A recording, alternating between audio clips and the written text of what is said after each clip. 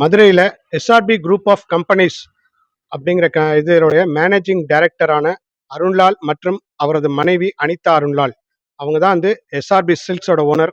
Express biryani run பண்ணவங்க, SRP food court and இதெல்லாம் நடத்தும் பொழுது வந்த contacts, friends, family circle, so இதெல்லாம் பேஸ் பண்ணி எஸ்ஆர்பி ஃபின்சர்வ் பிரைவேட் லிமிடெட்ங்கிற ஃபினான்ஸ் கம்பெனி ஆரம்பிச்சாங்க சார்.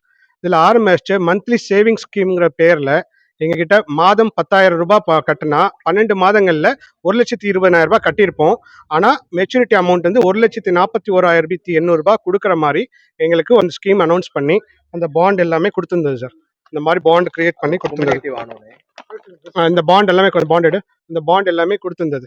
ஸோ இந்த இதுக்கு கண்டென்ட்ல இந்த மெச்சூரிட்டி டேட் வரும்பொழுது இது மாதிரி 550 பேர்கிட்ட பணத்தை வசூல் பண்ணிட்டு கிட்டத்தட்ட சுமார் ஒரு 55 கோடி ரூபாய் சார். என்னுடைய இது இன்னும் ஃபர்தர் இன்வெஸ்டிகேஷன்ல உங்களுக்கு அமௌண்ட் கம்ப்ளீட்டா தெரியும். இப்போ இந்த கண்டென்ட் மெச்சூரிட்டி டேட் வரும்பொழுது பணம் என்ன ஏதுன்னு கேட்கும் பொழுது எனக்கு வந்து ஒரு இது எல்லாத்தையுமே நான் ஒரு இன்வெஸ்ட்மெண்ட்ஸ்ல போட்டிருக்கேன், அது லாஸ் ஆயிடுச்சு அப்படி எப்படின்னு சொல்லி ஃபேக்கான ரீசன்ஸ் கொடுத்து பழக்கத்தின் அடிப்படையில் ஒரு கிரேஸ் பீரியட் கேட்டிருந்தா சார். ஒரு 1 இயர் டைம் பீரியட் கேட்டிருந்தார். ஸோ அப்போ எல்லாருமே அவருடைய ப்ரூஃப் அளிக்கிறக்காண்டி அந்த பாண்டு அந்த பில்லாம் கொடுத்தது எல்லாத்தையுமே வாங்கிக்கிட்டு செக் கொடுத்தார். இந்த செக்குமே பார்த்தீங்கன்னா அந்த பேங்க் அக்கௌண்ட் க்ளோஸ் பண்ணிட்டு அந்த ஸ்டாப் செக் கொடுத்து இந்த மாதிரி விஷயங்கள்லாம் பண்ணி வச்சு அந்த செட் டேட்ல நாங்கள் செக் பாஸ் பண்ணும் பொழுதும் அது அந்த மாதிரி தெரிய வந்தது. ஸோ அந்த 1 இயர் முடிஞ்சும் கொடுக்கல, அதுக்கப்புறம் இப்போ 1 இயர் ஆயிடுச்சு, இந்தா தரேன் அப்படின்னு சொல்லிட்டு எனக்கு பெரிய பாசிட்டிவ் அப்ரோச் இருக்கு. ஈச் அண்ட் எவ்ரி டைம் ஒரு மீட்டிங் போட்டுருவாரு. அவர் வந்து ரெகுலர் கால் வரமாட்டாரு. அருண்லாலுங்கிறவர், அனிதா அருண்லால் வந்து பணம் வசூல் பண்ணும்போது வந்தவங்க வரல. அவங்க அப்பா கிஷோர்லால் அவர் தான் என் பையன் அப்படின்னு சொன்னவர் இன்னைக்கு என் பையனே கிடையாது, எனக்கு பேசவே இல்லை அப்படின்னு சொல்லிட்டு அவர் கை விடிச்சிட்டாரு.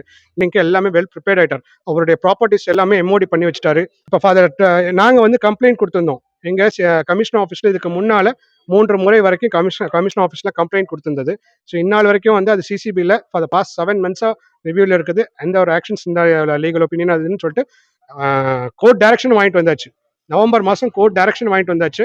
இது எல்லாமே தெரிந்ததின் அடிப்படையில் இது என்ன சார் இது எல்லாமே தெரிந்ததின் அடிப்படையில் என்ன பண்றாரு அப்படின்னா, அவர் வந்து ஒரு டீம் ஃபார்ம் பண்ணிட்டு ஒரு பில்ட் பண்ணிட்டு அவருடைய எம்ஓடி எல்லாமே போட்டு எல்லாமே சேஃப்டி தரப்பு பண்ணிட்டு இங்க வேலை பார்த்தவங்க அவங்க தான் வந்து இங்க வேலை பார்த்த ஸ்டாஃபை வச்சு தான் எங்கிட்ட கலெக்ஷன்ஸ் பண்ணார், பணம் கலெக்ட் பண்ணது வச்சது.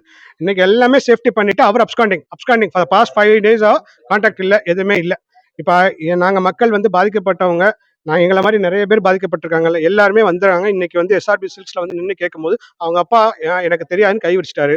இன்னைக்கு இவ்வளவு நேரம் AC sir, Anna Nagar AC sir, inspector madam எல்லாமே வந்தாங்க. நாளைக்கு காலையில நடவடிக்கை எடுத்து உங்களுக்கு எஃப்ஐஆர் போட்டு அவரை இது பண்றோம்னு சொல்லியிருக்காங்க. காவல்துறை துரித நடவடிக்கை எடுத்து அவர் பேர் அருண்லால், எஸ்ஆர்பி அருண்லால், அவங்களுடைய மனைவி பேரு அனிதா அருண்லால். இவங்க 2 பேர் தான் அந்த எஸ்ஆர்பி ஃபின்சர்வ் பிரைவேட் லிமிடெட் கம்பெனியோட மேனேஜிங் டைரக்டர்ஸ். அந்த எஸ்ஆர்பி ஃபின்சர்வ் பிரைவேட் லிமிடெட் வந்து ஒரு ரெஜிஸ்டர்ட் கம்பெனி. அதோட டின் நம்பர் அது எல்லாமே சிஐஎன் நம்பர், டிஐன் அந்த நம்பர் வாங்கி ரெஜிஸ்டர்ட் கம்பெனி அது. அதன் அடிப்படையில் தான் நாங்கள் எல்லாருமே இன்வெஸ்ட் பண்ணோம். இன்னைக்கு நிர்கதியாக நிற்கிறோம். என் பேர் எம் ராம்சரண், மதுரை மாவட்டம்.